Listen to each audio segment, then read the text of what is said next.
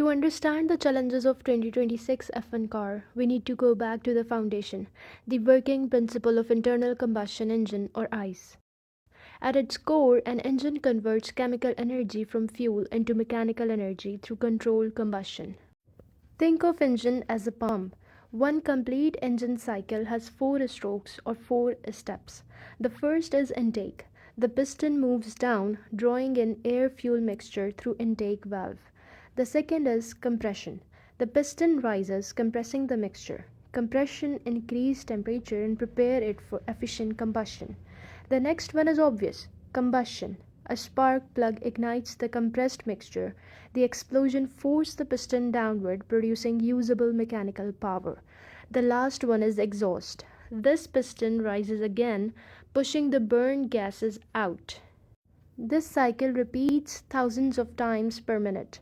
Now, if you want more power from an engine, the logic is simple: burn more fuel.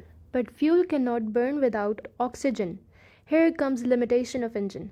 How much air it can breathe is restricted by cylinder size.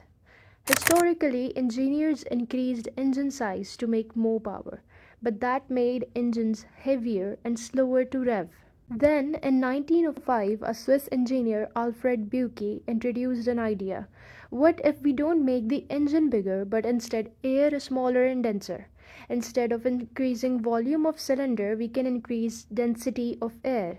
This device was named turbocharger. Now here is how it works. Every time combustion happens, exhaust gases leave the engine at high velocity. Those gases spin a turbine. That turbine is mounted on the same shaft as a compressor on the intake side. As the turbine spins, the compressor spins with it, compressing incoming air before it enters the engine. Compressed air is denser.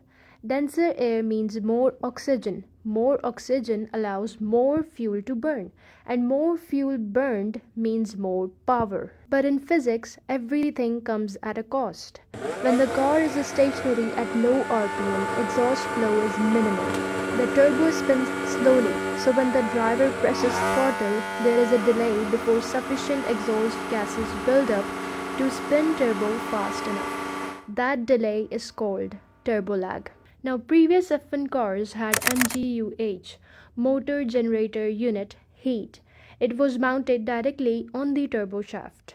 This MGU-H used stored electrical energy to spin the turbo instantly even before exhaust gases built up. That meant near zero turbo lag.